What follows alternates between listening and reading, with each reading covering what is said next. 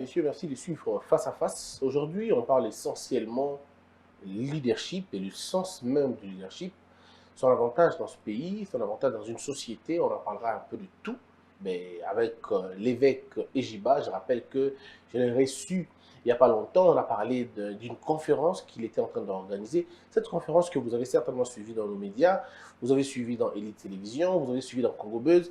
Les chaînes ont finalement montré l'intégralité de la conférence avec des orateurs comme le pasteur Godet, des orateurs comme le député provincial Peter Kazadi, le conseiller du président de la République. Bref, vous avez entendu tout ça. Alors, je reçois l'hôte, l'évêque Ejiba. Comment allez-vous?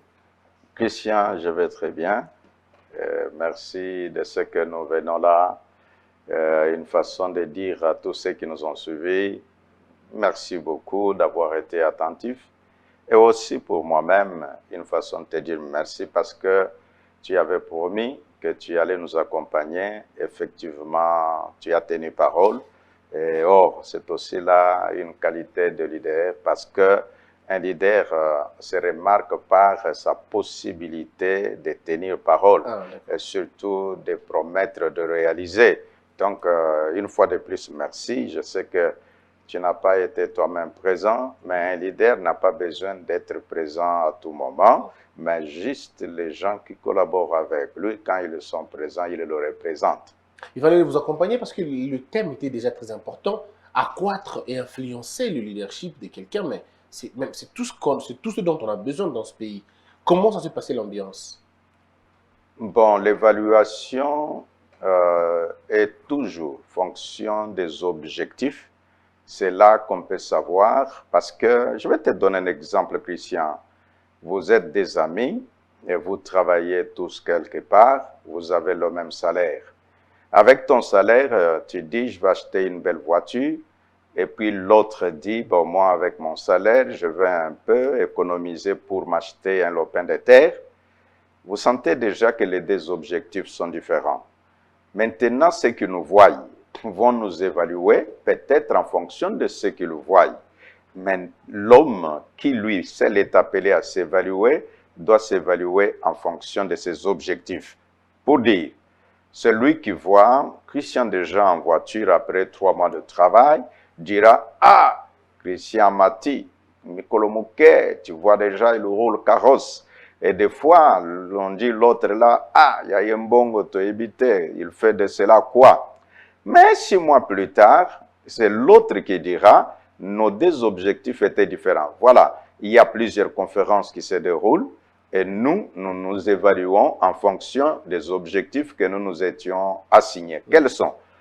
Premièrement, c'était de communiquer les informations que nous avions trouvées utiles. Cela a été fait. Deuxièmement, c'est pour poursuivre l'objectif d'avoir un leadership de qualité. Et là, il fallait donner des informations de qualité. Bon, ça fait partie des stratégies que nous avions mises en place pour que la qualité soit au rendez-vous. Nous l'avons fait. Et également, nous nous étions dit que c'est vrai que je suis pasteur, que nous n'allons pas seulement nous adresser aux hommes d'église, mais nous voudrions nous adresser aux hommes politiques, aux hommes d'affaires, donc du monde économique, et également aux hommes de la science, notamment les professeurs d'université, et j'en passe. Nous avons atteint cet objectif. Je crois, si tu connais certains visages, déjà les films pouvaient te montrer qu'il y avait les professeurs d'université au rendez-vous, nous avions des hommes politiques au rendez-vous. Il est vrai qu'il y avait, bon, c'était aussi un moment très complexe pour les hommes politiques parce que ça coïncidait avec l'installation du bureau définitif de l'Assemblée nationale. Oui. Mais, en tout cas, nous avons pu atteindre ces objectifs-là. Maintenant, quant aux informations, nos orateurs étaient présents. Bon, il y a un qui n'a pas pu à cause de la distance parce que je fais référence au révérend Espembakadi qui s'était déplacé pour l'étranger et là il a subi la loi de quarantaine qui il devait, parce qu'on souscrit, quand vous voulez voyager au Canada, on vous pose des questions. est-ce que vous êtes d'accord de faire la quarantaine et quand vous acceptez, vous devez. Et voilà ce qui a fait que en lié place, un professeur d'université du département de sociologie a accompagné. Il s'agit du professeur David Loubeau qui lui a parlé de résolution de conflits parce que le leadership et les conflits, ça marche toujours ensemble. Alors, parlons de chaque point maintenant, les thématiques développées et leur ancrage et leur accueil dans la population. Je parle du public. Qui était le premier orateur? Le premier orateur, c'était l'honorable Peter Kazadi. À cause de son agenda, c'est moi-même qui devais. J'ai dit, bon, ton agenda est si complexe. Et puis, je lui ai cédé ma place, bien sûr, en introduisant pour donner la vision de la conférence. Là-dessus, l'honorable Peter Kazadi a parlé de l'influence dans le contexte d'un état de droit. Qu'est-ce qu'il a dit concrètement? Concrètement, il essaie d'adresser aux participants en montrant que quand on a une influence, nous devons savoir qu'en tant que leader, nous devons travailler pour le bien des autres au lieu d'utiliser notre influence pour mater les autres.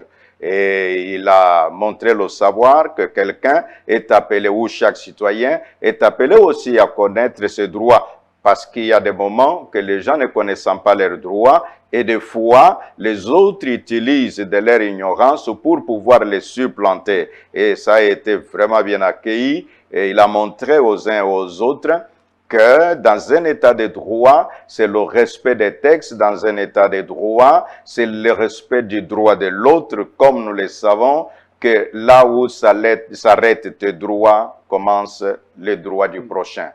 Alors, mais quand on dit dans un état comme celui-ci, le thème de Peter Kazadi, est-ce que vous n'éprouvez pas des difficultés lorsque vous invitez à la fois les politiciens et les pasteurs, ainsi de suite? Est-ce que chacun d'entre eux ne tire pas les draps de son obédience, de son côté? Est-ce que vous ne perdez pas cette neutralité-là dans la manière de faire? Non, un leader, vous savez, quand j'enseigne le leadership, je dis toujours qu'il y a une différence entre le leader politique et les politiciens. Qui est un politicien? Le politicien est celui qui ne vise que ses intérêts. Le leader politique est celui qui vise les intérêts de la communauté. Et donc, lui, comme député pour la province de Kinshasa, donc il était devant les habitants de sa province et c'était une personne attitrée d'autant plus. Vous savez, Christian, dans le leadership, nous aimons que les leaders comprennent qu'on peut avoir une tête, mais avoir plusieurs chapeaux. Et ça signifie quoi? Vous savez, nous avons dans notre temps ici, les uns portent, je ne sais pas, Borsalino, les autres portent les Mouniéré, mais la même tête. Mais c'est à l'homme de savoir quand est-ce que je mettrai les Borsalino, quand est-ce que je mettrai les Mouniéré. Et donc, quand le leader comprend cela, celui qui écoute se dira, ok, maintenant j'écoute cet homme parce qu'il est conférencier, donc je ne peux pas lui dire parce qu'il est de telle tendance, je ne l'écouterai pas. Et de la même manière, celui qui parle doit aussi savoir qu'en ce moment, j'ai les gens de plusieurs bords, les gens qui viennent de plusieurs tendances. C'est comme à l'église. À l'église, le pasteur est appelé à comprendre que ses fidèles, tous ne sont pas de sa tendance politique. Chacun dit, en tout cas, monsieur le pasteur, je crois en toi comme mon pasteur. Quant aux convictions politiques, peut-être je réfléchis d'une manière. Mais il est vrai qu'il arrive parfois que le pasteur a une telle influence qu'il y a certains fidèles qui croient en leur pasteur et qui disent, même si je ne comprends pas, ce que mon pasteur dit est la vérité. Pourtant, c'est là même le nez du problème. C'est là le nez. Parce que si le pasteur lui-même a un problème de choix, si lui-même choisit ethniquement, claniquement ou tribalement, eh bien, ceux qui vont suivre ne suivront pas un bon choix, mais plutôt un choix délétère. Oui, voilà pourquoi notre conférence était très utile. Cela a fait que dans ce qui me concernait, j'ai parlé dans mon sous-thème, les principes qui peuvent aider le leader à accroître et à pouvoir aussi être capable de maintenir son influence. Parce que avoir de l'argent est une chose, mais conserver la richesse en est une autre. Dans cet aspect des choses, avec tout ce que tu dis, nous avons aidé les gens à comprendre que le leadership, par sa façon de compréhension générale, nous établissons la nette différence entre les leaders et les managers. Donc, quand les gens ont mis un certain nombre d'informations, ils peuvent voir celui-ci parle parce qu'il est dans l'équipe du leadership ou bien parce qu'il est lui-même leader. Quand on établit ces différences, je donne un exemple. Nous sommes au gouvernement, ça fait déjà le leadership. Or, tous nous ne sommes pas les leaders parce que nous sommes au gouvernement. Il y a certains qui sont des leaders, mais il y a les autres qui ne sont que des managers. Comment on les saura? C'est le moment qu'ils sont en train de travailler que l'on peut se rendre compte. Est-ce que cet homme est-il leader ou bien c'est un manager qui se retrouve dans le leadership? Parlons-en alors. C'est quoi la différence entre un manager et un leader?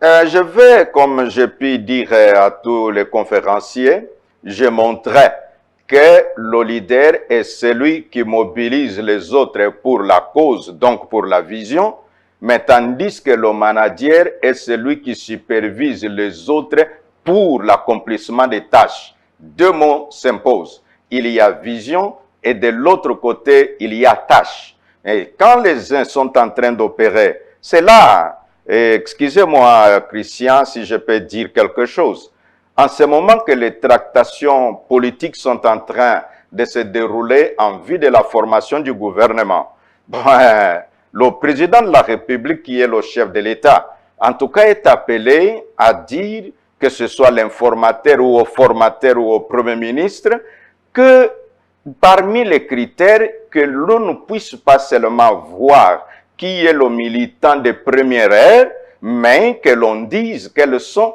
ces critères qui nous permettent d'avoir des gens, qui comprennent la vision du chef de l'État, 2, qui sont capables de communiquer cette vision, 3, qui sont capables d'être en mesure de produire les résultats. C'est là que j'ai enseigné ce que nous appelons le leadership fondamental. Le leadership fondamental est basé sur 3 éléments principaux. Ces 3 éléments qui sont 1, la vision, 2, l'action et 3, le résultat. Et donc, partant de là, il doit également dire à cette équipe, quand l'équipe sera mise en place, que nous ne voulons pas rester, demeurer au degré du leadership fondamental, mais nous devons évoluer. Cette évolution permettra qu'on amène les gens à ce que j'ai enseigné à la conférence, le leadership adaptatif. Donc, des personnes qui sont capables de se réinventer. Et par là, si eux-mêmes peuvent se réinventer, ils peuvent aussi réinventer la société. Alors, oui, oui allez-y, allez-y. Oui, je disais par réinventer la société. Le leader, qui est-il? J'ai dit aux participants à la conférence que le leader crée le futur. C'est-à-dire, le futur n'a pas encore existé, mais il se trouve dans la tête du leader. Et c'est par là que le leader est capable de créer le futur pour l'organisation, créer le futur pour la population. Ça veut dire quoi? Il y a des choses que le président de la République voit pour le Congo et pour les Congolais. Et là, ce sont ces collaborateurs qui vont permettre que cette vision-là se matérialise. Encore qu'il faut qu'ils partagent la vision du président. Il faut qu'ils connaissent la vision, il faut qu'ils la connaissent. Ou alors il faut qu'ils soient outillés pour ça, parce qu'il y a des gens qui peuvent t'accompagner, mais qui ne sont pas assez outillés pour matérialiser votre pensée. Non, dans cet état des choses, on ne peut pas demander au président d'être tout à la fois. C'est là qu'on fait recours aux personnes qui peuvent avoir de la matière. Qui, même s'il n'est pas membre du gouvernement, ils peuvent venir pour donner quelques éléments, quelques informations qui peuvent être utiles pour que les gens qui sont commis à la tâche soient capables de mener des actions et que ces actions ont pour objectif la réalisation de la vision du chef de l'État. Mais qu'est-ce que nous observons parfois? L'homme qui est commis à la tâche, tous qu'il se retrouve dans ce qu'il fait, c'est quand il passe à la télévision pour dire, sous l'impulsion du chef de l'État, nous travaillons pour accompagner le chef de l'État en vue de réaliser sa vision. Mais il n'est pas capable de dire qu'est-ce qu'il fait concrètement pour que cette vision-là se matérialise. Est-ce que la vision elle-même est réelle? C'est ça aussi un problème. Ceux qui disaient accompagner Kabila dans sa vision nous donnaient parfois des slogans. Et à un moment donné, il y avait une confusion entre le slogan, la devise, la vision, le souhait et la volonté. Il y a un tel mélange, à un moment donné, on se perd.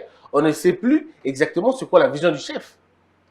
Oui, on ne sait plus. Je disais que le visionnaire ou le leader qui est en premier, ou que nous appelons la ligne de front, lui, il donne, c'est comme tu es là, tu es journaliste, tu dis à l'homme qu'est-ce que tu veux dire à ceux qui nous suivront à la télé.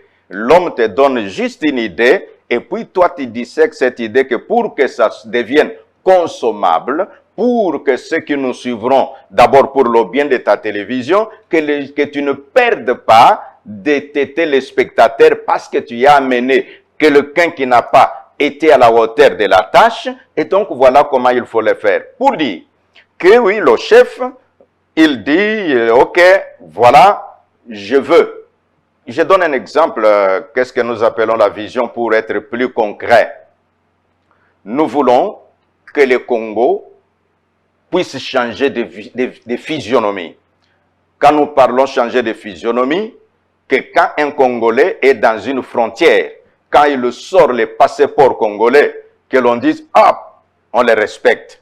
Pas que quand un Congolais présente son passeport, on lui dit double check.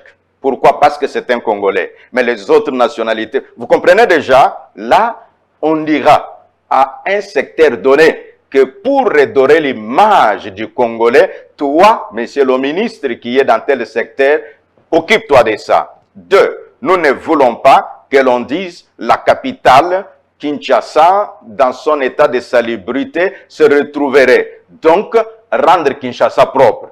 Qui peuvent, et là, on ne mettra pas des slogans, on mettra des personnes appropriées qui vont expliquer comment Kinshasa peut devenir propre. C'est pourquoi, avant qu'une maison ne soit construite, ce ne sont pas les matériels qui viennent en première position. C'est d'abord le canevas, le plan, l'image de la maison à construire. Et on présente à celui qui a la vision et qui dira, oui, bon, cette maison que vous me présentez là c'est l'architecte qui a travaillé. Et je vois que à l'endroit là, je ne pensais pas que ça soit pareil. Est-ce que vous pouvez corriger cela? Et voilà pourquoi nous disons que quand le leader est là, il communique la vision, ceux qui sont avec lui sont et à leur tour les communicateurs de la vision du chef. Et parce qu'ils sont commis à une tâche, ils le font en fonction de la vision pour mener des actions. Et ces actions seront jugées en fonction des résultats. Alors aujourd'hui, est-ce qu'un pays se développe avec des leaders ou le pays se développe avec des managers? Un pays se développe avec ceux qui savent marier les deux. Et le leadership et le management. Vous avez dit que le leader, c'est celui qui a la vision. Yeah. Et puis, les managers, c'est celui qui supervise la vision. Exact. Alors, quand on parle de supervision, j'entends vision. Non, la supervision... C'est quoi la véritable différence? La différence, c'est l'accomplissement de la tâche.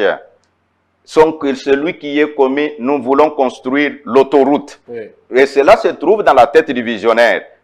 Maintenant, le superviseur, quand il arrive, il doit avoir des notions du leadership, c'est-à-dire comprendre la vision du visionnaire, si c'est la tautologie qui est bonne. Maintenant, les actions qu'il mène, les tâches Donc, je parle bien des tâches. Le visionnaire mobilise les hommes, mais tandis que le manager est en train de superviser ceux qui accomplissent les tâches. Alors, Le visionnaire. mobilisation et surveillance des tâches. C'est ça les deux verbes que j'entends. Oui. Les leaders mobilisent Voilà. et le manager supervise. Ouais. Alors, Mobilise les gens vers la direction. vers la direction. On veut bien. OK. Alors, soyons concrets. Ouais. Est-ce qu'un leader peut-il être manager? Est-ce qu'un manager peut-il être leader? Est-ce que quand on est leader tous azimuts, ou on est leader par rapport à un secteur, et que dans un autre secteur, on peut être manager, alors que le manager qui est dans un secteur A peut être leader dans un autre secteur? Expliquez-nous un peu. L'explication est simple. Oui, un leader doit être en même temps manager, mais tous les managers ne sont pas forcément des leaders. Voilà la réponse. OK, mais si dans ce cas, est-ce que le leader, c'est un atout de naissance ou c'est un processus? On apprend à être leader. Est-ce qu'on est né leader ou on apprend, on devient leader? La réponse précise est celle-ci. Les uns sont nés leaders. Je dis bien, les uns naissent en étant leaders. Vous les voyez depuis l'enfance, vous trouvez que celui-ci est écouté par les autres sans difficulté. Les autres les suivent sans difficulté. Maintenant, celui qui est né leader, s'il ne développe pas son leadership, il aura des problèmes. Deuxième réponse, oui, on apprend aussi à devenir leader, qui signifie celui qui est en poste de manager, parce qu'il a des personnes qui l'entourent, il peut développer les compétences, il peut développer les capacités pouvant les permettre à devenir aussi leaders. Ils sont les leaders, oui, et ils peuvent les devenir en apprenant les compétences nécessaires pour le leadership. Est-ce que le leadership est transmissible? Le leadership est-il transmissible? Là, la réponse est mitigée. Pourquoi elle est mitigée? Parce que, c'est là, je vais un peu aller plus loin.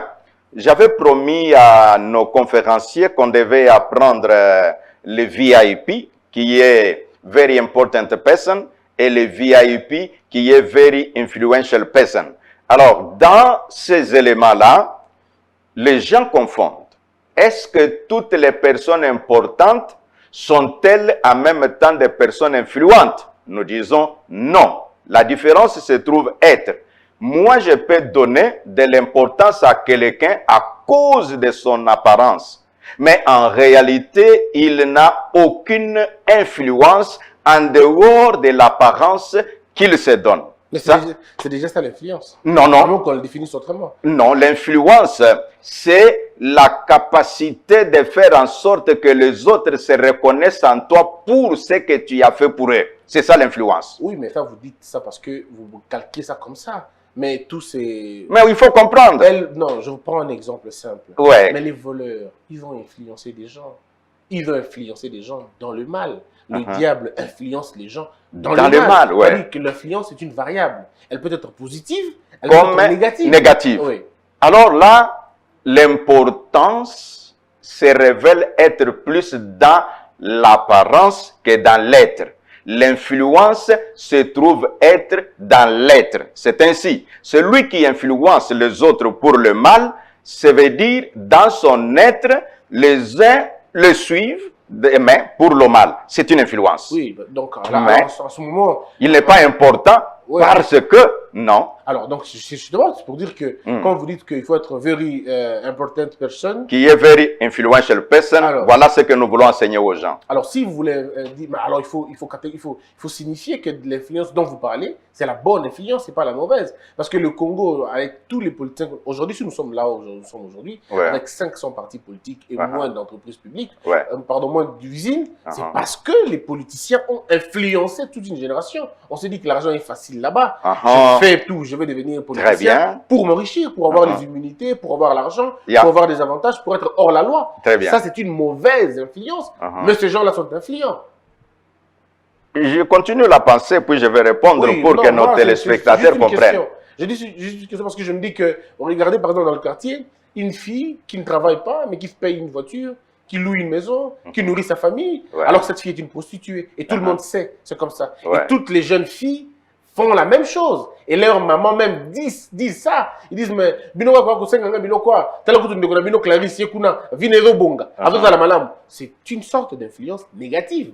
Alors ces gens-là sont aussi des very influents, comme je dis en anglais, et puis personne, c'est la même chose. Ah oui, oui, je suis d'accord avec toi. L'influence négative existe, l'influence positive existe. Oui. Maintenant, nous disons les deux, c'est-à-dire celui qui vole ou qui se prostitue pour ceci, et les gens suivent son exemple, il a influencé ces gens-là dans ça. Un exemple que donc, je vais te donner. Si le leadership se définit par l'influence, il est leader alors? Oui, oui. C'est un leader. Donc, il y a des faux leaders et des bons leaders. Mais comment? Exemple, j'ai un mauvais exemple, mais qui nous donne la compréhension. Les Koulouna, par exemple, ils ont des leaders, c'est-à-dire, vous pouvez parler, ils ne vous écoutent pas, mais un autre arrive, dès qu'il parle, tout le monde dépose les machettes. Or, c'est un leader dans le mal qu'ils sont en train de faire. Et je vais donner un exemple. Je présente celui que nous avons appelé, il nous a quittés, Papa Wemba. Papa Wemba, il s'habillait de la manière dont tous nous connaissons, on l'appelait le roi de la sable. Il a influencé les gens dans ces domaines-là.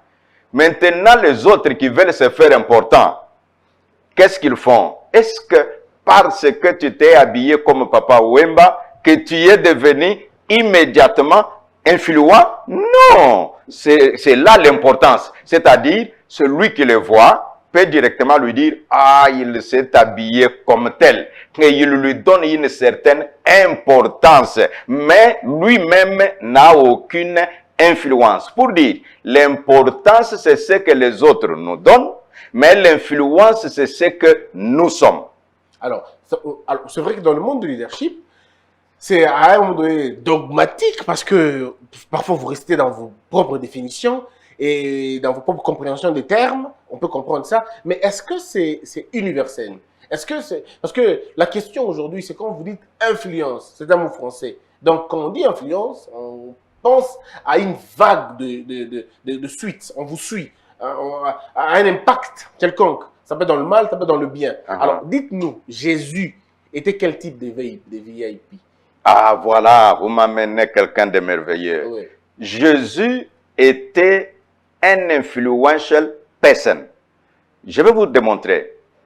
Il n'avait aucune position officielle. Mais pour mettre la main sur lui, les gens se disaient, tirez attention. C'est-à-dire, il avait une influence même sur ceux qui étaient contre lui. Je vais aller plus loin. Je donne un exemple. Mandela. Mandela, tu vois, à un moment donné, il n'avait aucun poste au gouvernement, mais vous sentez qu'il pesait beaucoup, c'est ça l'influence, il pesait beaucoup sur les Blancs, sur les Noirs qui étaient ses compatriotes. Un homme comme Abraham, Abraham de la Bible, c'est un homme que nous appelons influential. Pourquoi? Lui seul, les musulmans l'acceptent, Abraham, les chrétiens l'acceptent, Abraham, les judaïstes l'acceptent. Voilà un homme d'influence. Je vais continuer pour être plus pratique. Mais il y a beaucoup d'exemples contraires hein, à ce que vous dites. J'en arrive. Oui, d'accord, on arrive. Ouais, ouais. Nous sommes à notre État, par exemple, en République démocratique du Congo. Tu prends un homme comme Étienne Tshisekedi. À un moment donné, il n'avait aucun poste administratif. Vous sentez que quand il veut parler, même ceux qui sont au gouvernement se sentent influencés par ce qu'il va dire. Je vais te donner un petit exemple. À un moment donné, un journaliste, trouve un politicien.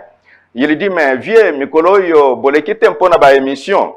Alors, il dit, ah, tozouak makambo ya kosala, ceux qui viennent y alimenter, tango lobby, alors on est aux zouimwa matière.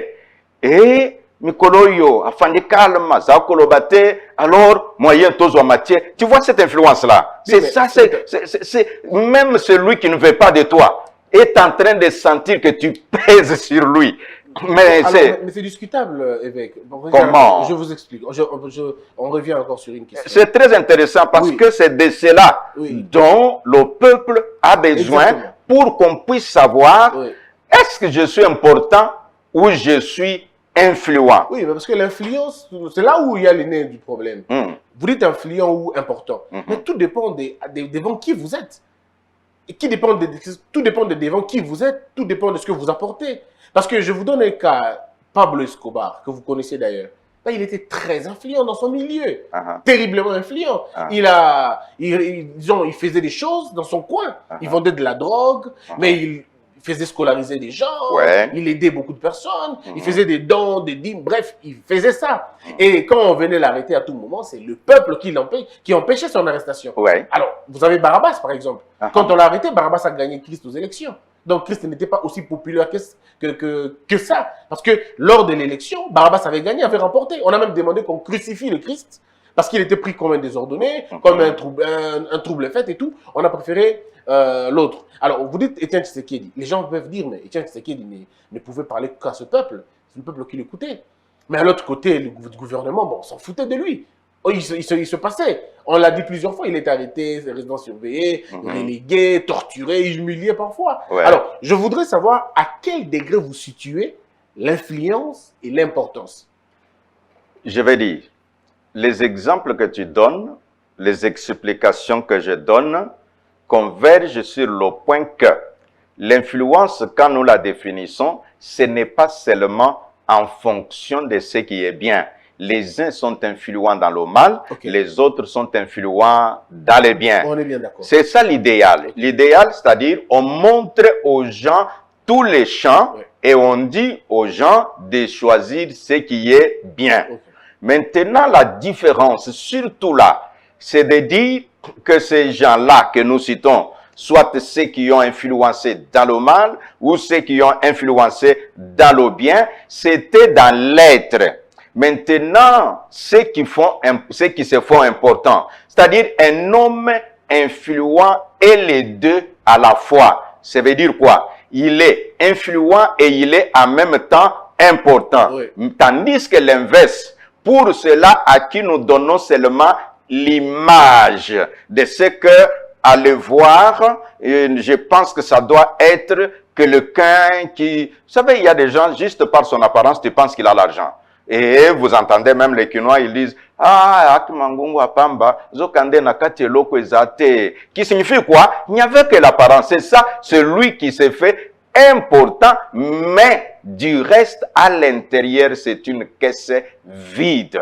Donc, un influent a, même l'apparence peut être un peu, mais de l'intérieur, ça pèse plus. Mais vous aussi, dans votre secteur de Dieu, parlons-en quand même. Il y a beaucoup de pasteurs qui ont influencé les gens mal. Je me rappelle qu'à l'époque, vous priez bien, je vais dire bien par rapport à moi bien sûr, vous priez bien, vous étiez bien, et ainsi de suite. Et puis lorsque la vague américaine est arrivée, vous avez voulu faire comme les Américains, vous avez été influencé par eux. Jeter les mouchoirs, crier dans le micro, alors que vous avez un micro, vous avez des baffes, mais vous criez, vous transpirez. Et ça a finalement modélé la pensée des gens. Et même nos enfants répètent ça. Vous allez voir des petits enfants de 5 ans, 6 ans, quand ils prient, ils ont tendance à crier. Alors à un moment donné, on se dit, mais est-ce que prêcher veut dire crier? Et si on remonte, on trouve que ça vient des États-Unis, ça vient de l'Occident, faire des miracles, ainsi de suite. Et à 3 niveaux comme ça. Le premier niveau, c'est celui-là. Le second, on a vu les pasteurs bien s'habiller, faire beaucoup plus attention à leur vestimentaire. Ils s'habillent bien, ils doivent rouler carrosse, ils doivent avoir des jets. Le matériel vous a encore une fois emporté. Et du coup, tous les pasteurs sont définis comme ça. Il faut là, t'as bien, Azananda quoi bien, Azala malam. Et puis, la troisième catégorie des pasteurs, c'est les miracles maintenant. Donc, pasteur, évêque, si vous ne guérissez pas les malades, vous n'êtes pas un bon pasteur. Il faut faire le plein. Une salle de 1000, 2000, 3000. Si vous avez que 20 personnes, personne ne fait attention à vous. Et on a associé le salut au nombre de gens à l'église. Est-ce que c'est vers ça que Christ vous a appelé? Est-ce que c'est ça le leadership selon Christ ou c'est le leadership made in Amérique, made in London? Oui, sur ce point. Vous avez tout votre temps. Je vous écoute et puis nos téléspectateurs, ceux qui nous suivent. C'est là que j'aime tes émissions parce que ça fait réfléchir.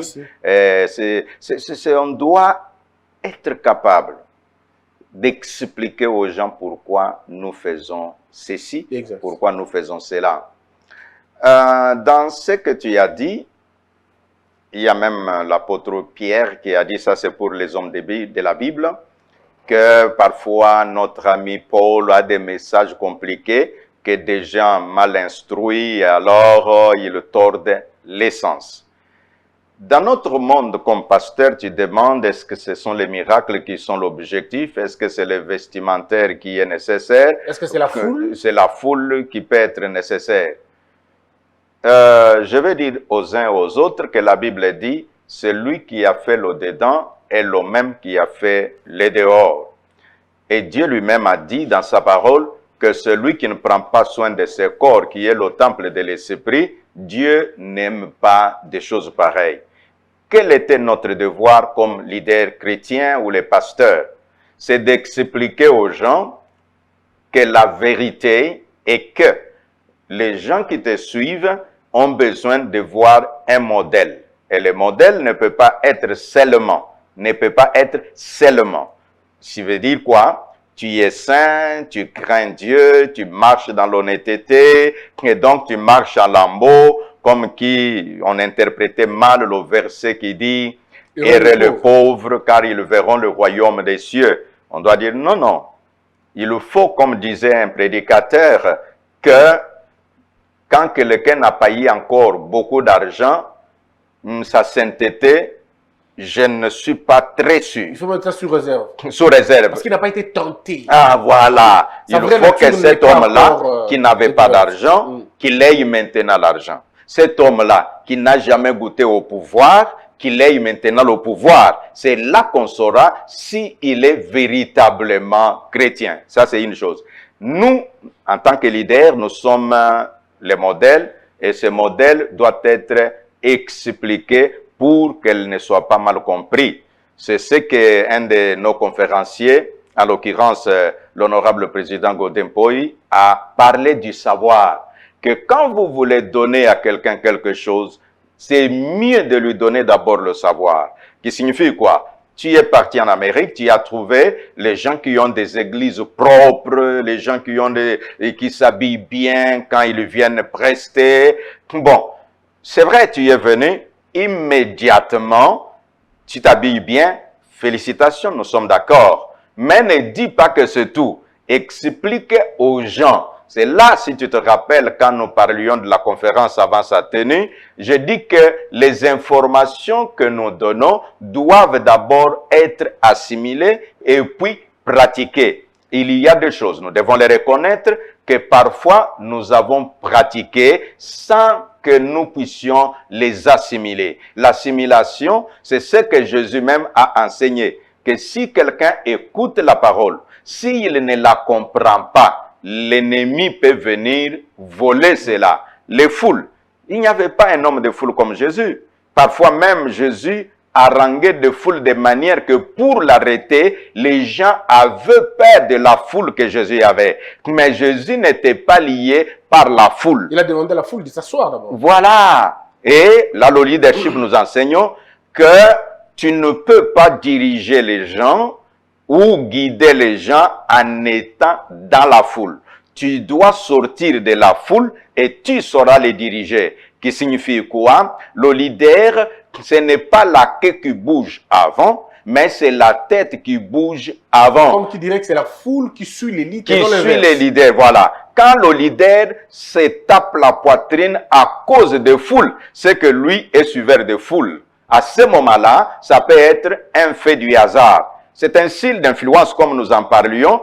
Ce n'est pas en fonction de ce que j'ai fait aujourd'hui que je deviens influent. C'est en fonction que j'ai fait, que je continue de faire, que se définira mon influence. C'est une question de mentalité, de conception. Et de Il faut définir l'influence dans le temps et non pas dans une action. Est-ce que la foule séduit Christ ou c'est la qualité des convertis qui les séduit?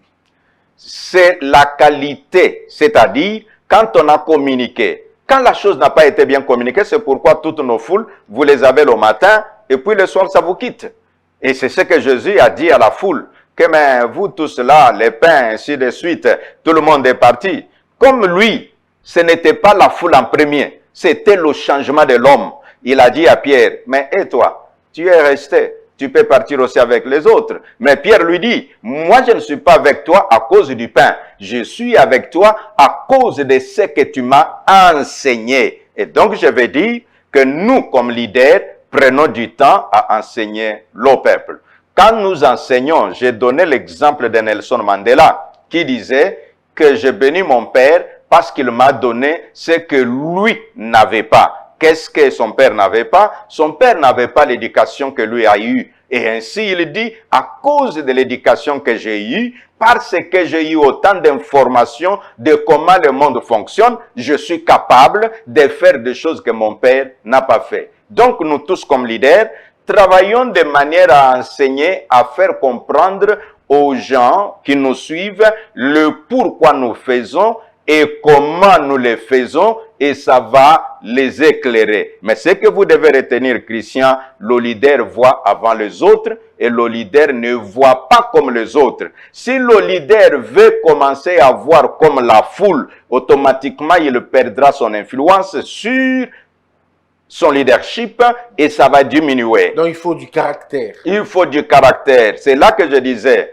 que dans le leadership, il y a les fondamentales. Ça, c'est le premier degré auquel il ne faut pas rester seulement là-bas. Tu as eu la vision, tu as mené les actions, tu as eu les résultats et tu restes là. Non, il faut être capable d'aller au-delà de ce que nous avons appelé le leadership adaptatif. Dans ça, il y a 4 éléments fondamentaux. Oui, donc, nous avons, par exemple, l'intelligence émotionnelle. Donc, la personne, dans l'intelligence émotionnelle, nous avons des éléments majeurs. Un, c'est savoir que tu te comprennes toi-même. Si tu ne sais pas avoir la connaissance de soi, automatiquement, tu auras la problématique pour aussi savoir l'autre. Deuxième élément, c'est la conscience sociale. Dans la conscience sociale, c'est là où la gestion des relations a un pouvoir extraordinaire. Et le deuxième élément ou le deuxième cadran de ce que nous appelons le leadership adaptatif, nous avons ce que l'on appelle la justice organisationnelle. Dans la justice organisationnelle, c'est ça, ce qui pose parfois problème dans nos entreprises. Ton petit frère ne connaît rien du protocole. Alors, si tu veux qu'il le devienne, envoie-les se former comment quelqu'un peut faire bien le travail. Ou si tu as des gens qui sont chevronnés dans la matière, mets ton petit frère à la formation, qu'il apprenne comment le faire et il te servira de la bonne manière. Mais si tu mets ton petit frère, la seule qualité qu'il a pour être à côté de toi, c'est parce qu'il est ton petit frère, tu combats toi-même ton leadership sans le savoir. Tu vas crier que les gens te combattent, non, c'est toi-même par les décisions que tu as prises. C'est ça ce que nous appelons la justice organisationnelle. La matière est abondante, je ne sais pas entrer dedans. Il y a le troisième cadran, c'est le caractère. Donc le leader est appelé de se forger un caractère qui peut faire, le vent peut souffler, mais il demeure. On peut même lui enlever la portion du pouvoir qu'il a, mais il continue d'être lui sans vaciller. Ça, c'est le caractère qui est basé sur l'intégrité. Donc, un homme intègre, s'il te dit oui, c'est un oui. Pas que sa parole, il tient. En tout cas, il tient à sa parole. Il a difficile de s'en départir, à moins que l'environnement pour la mise en application de sa parole ait changé. Là, ça ne dépend pas de lui parce que le leader, il y a des éléments qui sont internes que l'on contrôle et les éléments externes dont on a passé de contrôle. Quatrième élément, c'est le développement. Le leader est appelé à se développer lui-même. Mais tu es leader là où tu es, je ne sais pas quel niveau de leadership tu te trouves. Est-ce que tu te développes toi-même? Si tu cesses de te développer toi-même, sache que ta capacité de diriger, tu vas plus diriger avec les expériences d'hier, du reste, qui ne peuvent plus s'adapter aujourd'hui qu'en partie. Parce qu'aujourd'hui, il y a d'autres choses qui ont changé. Tout ça. Voilà. Et dans le développement, parce que c'est le 4e cadran du leadership adaptatif, nous avons le développement des autres. Donc un leader n'est pas celui qui ne pense que moi. Un leader est celui qui pense aussi les autres. Tu te développes, fais en sorte que les autres aussi puissent se développer. À ce moment-là, tu vas t'adapter et tu resteras. Ton influence durera et dans le temps et dans l'espace. Alors, très bien, on a vraiment compris cette façon de voir les choses, mais je voudrais qu'on avance parce qu'il nous reste encore, je crois, 10 minutes, quelque chose. On peut encore évoluer un tout petit peu pour parler du 3e intervenant. Le savoir, on a compris le sens, vous avez expliqué, c'était le passage de docteur, je veux dire docteur, professeur, président de l'Assemblée provinciale, Godin Poyi. Alors, le 3e intervenant, c'était qui? C'est moi-même, parce que nous avons plus parlé de ce que l'honorable Peter a dit, de ce que l'honorable Godet a dit, et puis moi-même j'ai parlé sur tous ces éléments. Voilà, bon, il y a eu un 4e qui est intervenu d'une façon circonstancielle, c'est le professeur David Lubo, il est de l'université de Kinshasa, dans le département de sociologie. Lui a parlé sur la gestion des conflits.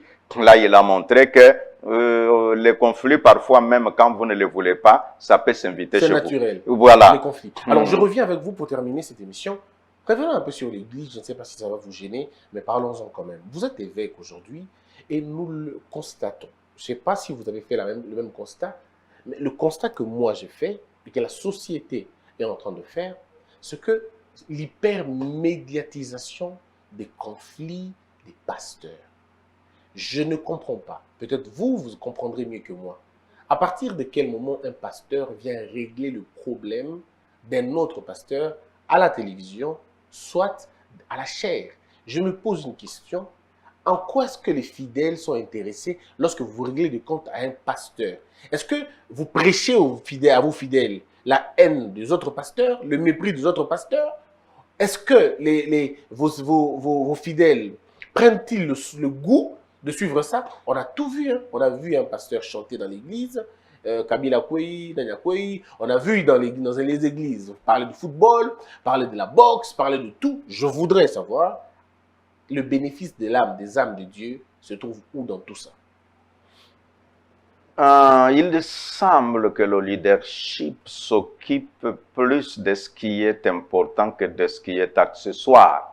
C'est sur ce point, en tout cas, Christian, avec toute la connaissance et l'intelligence que je te reconnais, j'ai dit, bon, si déjà tu dis, est-ce qu'un pasteur peut-il venir régler les comptes aux autres à la télévision? Ou à la chaîne. Bon, maintenant, si moi je réponds à cette question, c'est comme si je fais ce que les autres ont fait. Je viens maintenant à la télévision pour régler les comptes à mes amis. Non, non, je ne le ferai pas. Je dirais seulement que, bon, nous les pasteurs, nous les leaders, ce que nous faisons, ce que nous disons, nous avons une influence sur une partie de la population. Nous devons toujours veiller beaucoup à nos paroles, à nos actes et un peu dans l'ensemble.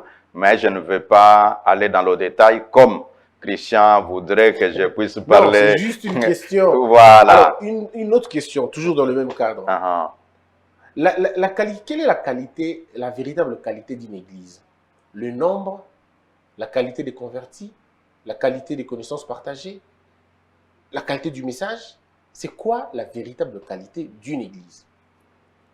Bon, comme j'enseigne sur le leadership, tu ne m'as même pas demandé, dans tout ce que l'on fait là, quelle est la suite? Est-ce qu'on est venu, on a parlé, ça arrivera à la fin. Ça arrivera à la fin. Question, ouais. Ça, la qualité d'une bonne église. Elle se reconnaît comment? Celle qui est biblique. Voilà la bonne église. Ouais, mais les synagogues sont bibliques aussi. Hein. Les synagogues, non, non. Et les synagogues ne sont pas trop bibliques, c'est basé sur les Torah. C'est basé sur les Torah. Les termes synagogue, on trouve dans la Bible. Dans la Bible, oui.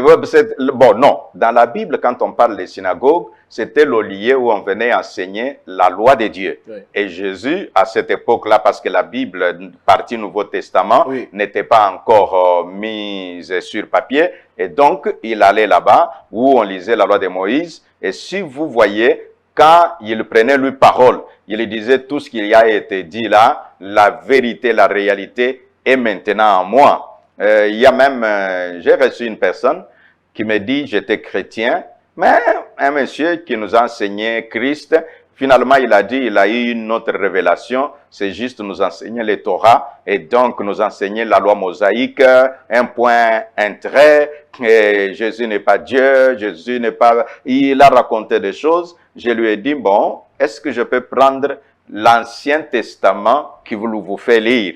Quand je lui ai montré ce qui est dit dans l'Ancien Testament depuis Genèse, je suis allé avec lui en passant par Ésaïe, et quand j'ai voulu traverser le Nouveau Testament, tout ce qu'il a reçu est tombé. Et il a dit, papa, kukendukut musikate na comprendre. Qui veut dire quoi? Il y a des gens qui utilisent la Bible sans la connaître.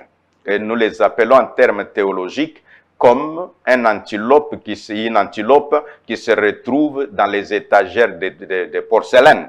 Vous savez, les assiettes en porcelaine, quand l'antilope entre, l'antilope est habituée à se frotter contre les bois dans la forêt, et l'antilope va penser que je vais me frotter contre les étagères. Or, les étagères ont des assiettes en porcelaine. Dès qu'il se frotte un peu, automatiquement les assiettes tombent, ce sont des casses. C'est ce qui arrive parfois si la Bible est enseignée par des personnes qui ne la maîtrisent pas. Toute chose, nous disons, il est normal, il est important, cher pasteur, si tu n'as pas eu le temps de te former, non, prends seulement le temps, tu es déjà pasteur, trouve la possibilité de te former et tu comprendras mieux les versets que tu as lus hier, que tu avais dit, c'est la pire doctrine, et tu comprendras que tu es en train de véhiculer les opinions comme si cela était des doctrines qui peuvent amener les gens au salut. Est-ce que les doctrines amènent les gens au salut ou c'est la foi qui amène le salut? La doctrine, c'est ce qui peut, c'est-à-dire la doctrine christocentrique, par exemple. Oui, ça amène quelqu'un au salut. Mais tandis que les dogmes n'amènent pas des gens au salut, ce sont les affaires des humains qui ont collectionné certains principes et ils ont donné des valeurs aux gens. Et partant de ces valeurs, ils ont pensé que ces valeurs peuvent les sauver. Les valeurs ne peuvent pas sauver. Les valeurs peuvent te donner la qualité morale de la vie, mais tandis que Christ, sa doctrine, peut te donner la vie de Dieu en toi, et c'est ce qui t'amène au salut. Alors c'est vrai que c'est un autre débat, c'est une très grande parenthèse, on en fera un autre jour dans une émission beaucoup mieux élaborée. Mais vous avez fait des conférences, maintenant, qu'est-ce qu'il en reste? Qu'est-ce qui va venir après? Est-ce que vous prévoyez faire autre chose? Quand? C'est quoi les rendez-vous? Les rendez-vous, le premier, quand nous avons enseigné, il y a eu plusieurs questions qui venaient. Nous avons mis en place un cadre de coaching. Le coaching, vous savez, quelqu'un peut dire, mon coach se retrouve, je ne sais pas, à l'île Maurice, mais un coach que tu n'as jamais vu, un coach qui n'a jamais vu ce que tu fais, comment est-ce qu'il va te coacher? Voilà pourquoi nous avons mis un cadre de coaching. J'ai dit aux conférenciers, à ceux qui étaient présents, que je suis un conférencier multidisciplinaire. Et certains ont dit, est-ce que quelqu'un peut être multidisciplinaire? J'ai dit, oui, oui.